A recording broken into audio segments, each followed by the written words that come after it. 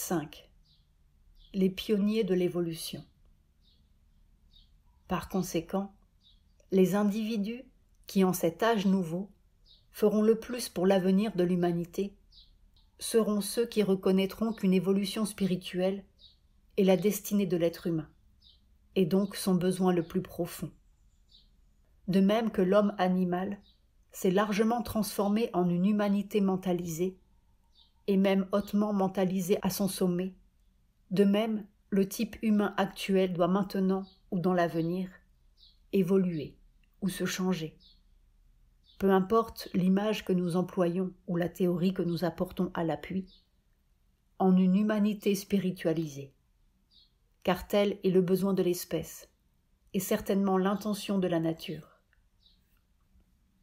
Cette évolution ou cette conversion sera l'idéal et la préoccupation des guides spirituels.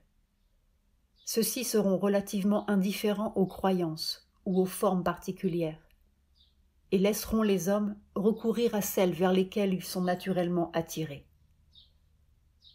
Ils tiendront seulement pour essentiel la foi en la conversion spirituelle, l'effort pour la vivre totalement, et toutes les connaissances, quelles qu'elles soient, peu importe le point de vue dont elles se revêtent, susceptibles de se transmuer en cette vie spirituelle. Ils ne commettront surtout pas l'erreur de croire que ce changement peut s'opérer par un mécanisme et des institutions extérieures. Ils sauront et n'oublieront jamais qu'il doit être vécu intérieurement par chaque homme, sinon il ne deviendra jamais une réalité pour l'espèce. Ils accepteront en son sens le plus profond la vision intérieure de l'Orient qui enjoint à l'homme de chercher en lui-même le secret de sa destinée et de son salut. Mais ils reconnaîtront aussi, tout en lui donnant une tournure différente, l'importance qu'à juste titre l'Occident attache à la vie et à cette règle générale de l'existence: faire au mieux de ses connaissances et de ses capacités. Ils ne feront pas de la société une vague toile de fond pour un petit nombre de figures spirituelles lumineuses, ni une plante rigidement clôturée, prisonnière de la terre, dont le seul rôle est de produire la fleur stérile et relativement rare d'une spiritualité ascétique. Ils n'accepteront pas la théorie selon laquelle la masse doit obligatoirement et pour toujours demeurer aux échelons inférieurs de la vie, tandis que le seul petit nombre peut s'élever à l'air libre et à la lumière. Au contraire, leur attitude sera celle des grands esprits qui ont lutté pour régénérer la vie terrestre et qui ont gardé leur foi en dépit de tous les échecs précédents. Les échecs sont nécessairement nombreux au commencement de toute grande et difficile tentative, mais vient un moment où l'expérience des échecs passés peut être mise à profit et où cèdent les portes qui avaient longtemps résisté. Ici, comme dans toutes les grandes aspirations et les grandes entreprises humaines, une déclaration a priori d'impossibilité est un signe d'ignorance et de faiblesse. La devise de l'aspirant qui cherche doit être le salvitur ambulando de l'inventeur. C'est en allant de l'avant que la difficulté se résout. Un vrai commencement doit avoir lieu. Le reste est l'œuvre du temps avec ses accomplissements soudains, ou son long labeur patient. L'entreprise est aussi vaste que la vie humaine, et par conséquent, les individus qui montrent le chemin prendront pour champ d'action la vie humaine tout entière. Ces pionniers considéreront que rien ne leur est étranger, que rien n'est en dehors de leur domaine, car toutes les parties de la vie humaine doivent être embrassées par l'esprit, non seulement la vie intellectuelle, esthétique, éthique, mais aussi la vie active, vitale et physique. Ils n'auront donc de mépris ou d'aversion pour aucune d'elles, ni pour aucune des activités qui en jaillissent. Ils insisteront pourtant sur un changement spirituel et une transmutation de la forme. Dans chaque pouvoir de notre nature, ils chercheront le moyen de conversion qui lui est propre, et sachant que le divin est caché en tout, ils affirmeront que tout peut devenir pour l'esprit un moyen de se découvrir lui-même, et que tout peut se convertir en un instrument de l'existence divine. Ils verront aussi la grande nécessité de transformer notre mental normal en un mental spirituel, puis d'ouvrir celui-ci à ses étendues supérieures, dans un mouvement de plus en plus intégral.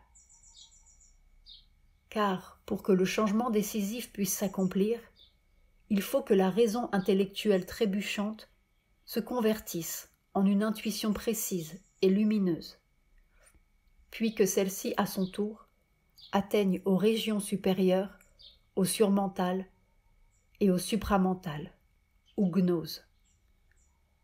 Le surmental ou monde des dieux est le sommet de notre humanité mentale actuelle.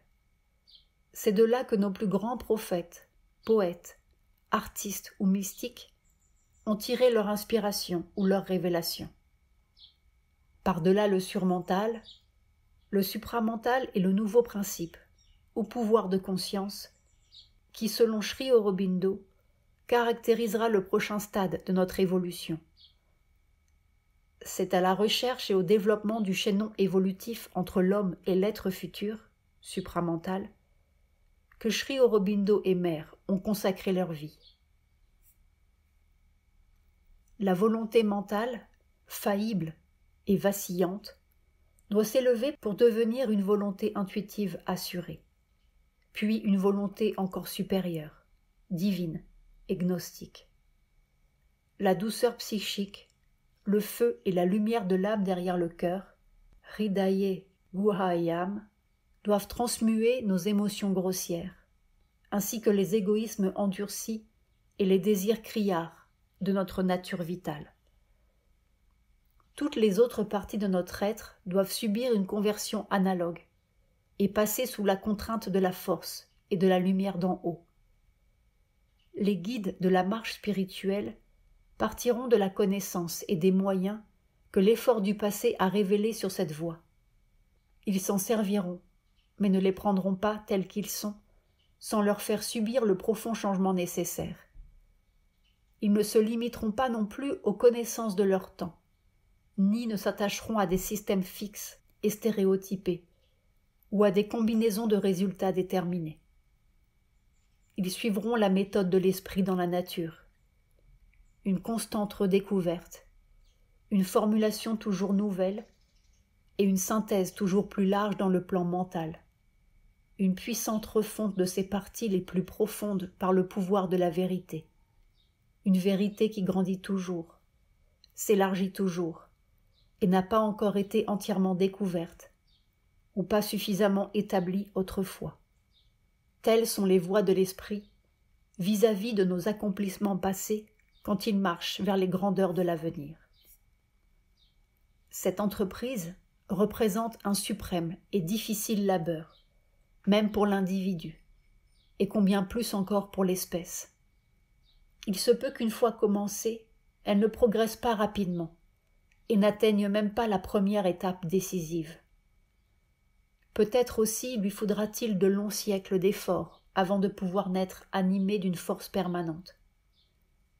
Mais ce n'est pas tout à fait inévitable, car les changements de ce genre dans la nature semblent avoir pour principe une longue et obscure préparation, suivie d'un rassemblement rapide, d'une précipitation des éléments dans une nouvelle naissance, une conversion brusque, une transformation qui fait figure de miracle par sa lumineuse instantanéité.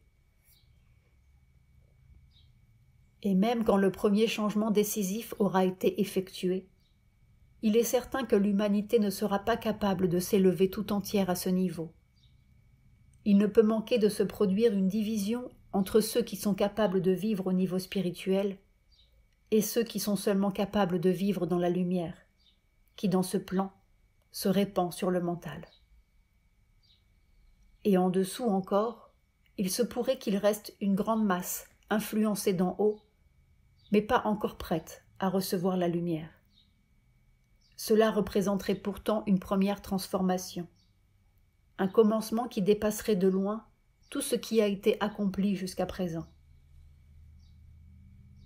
cette hiérarchie n'impliquerait pas, comme dans notre existence vitale actuelle, une domination égoïste, du moins développée par le plus développé. Au contraire, les aînés de la race guideraient leurs frères plus jeunes et travailleraient sans cesse à les élever à un niveau spirituel plus haut et vers des horizons plus vastes. Et pour les guides aussi, l'ascension au premier niveau spirituel ne serait pas la fin de la marche divine, un achèvement qui ne laisse rien à accomplir sur la terre. Des niveaux plus élevés encore restent à découvrir au sein du monde supramental. Sri Aurobindo a reconnu 3 degrés ou plans de conscience au sein du supramental. Les anciens poètes védiques le savaient, eux qui parlaient de la vie spirituelle comme d'une ascension constante. Ô toi, ô sans pouvoir, les prêtres du mot t'escaladent comme une échelle. Tandis que l'on monte de cime en cime, apparaît tout ce qui reste à accomplir. Rig Veda 1, 10, 1, 2. Mais une fois la base assurée, le reste se révèle et s'épanouit progressivement. L'âme est sûre de son chemin. C'est ce qu'exprimaient encore les anciens chantres védiques. Un état né d'un autre, une enveloppe après l'autre, devient consciente de la connaissance. Sur les genoux de la mère, l'âme voit. Rig Veda 5, 19, 1. Suivant la tradition indienne, notre être est entouré ou constitué d'enveloppes successives de plus en plus fines, la plus dense étant l'enveloppe de notre corps matériel. Tel est du moins l'espoir le plus haut, le destin possible qui s'offre à la vision humaine. Et c'est cette possibilité que le mental humain, dans son progrès, semble sur le point de développer à nouveau. Si la lumière qui est en train de naître grandit, si le nombre des individus qui cherchent à réaliser cette possibilité en eux-mêmes et dans le monde s'accroît, et s'ils arrivent un peu plus près du vrai chemin, alors l'esprit, qui est ici même en l'homme comme une divinité encore cachée, comme une lumière et un pouvoir en croissance, descendra plus totalement dans l'âme de l'humanité et dans les grandes individualités en qui la lumière et le pouvoir sont les plus intenses, tel l'avatar d'une divinité encore jamais vue, ni jamais pressentie. Alors s'accomplira le changement préparant la transition qui permettra à la vie humaine, avec toutes ses limitations actuelles, de s'ouvrir à des horizons plus larges et plus purs. L'évolution terrestre aura pris le grand élan ascendant dans la progression divine et accompli l'étape révélatrice, dont la naissance de l'homme pensant et aspirant au sein de la nature animale n'était qu'une obscure préparation et une promesse lointaine.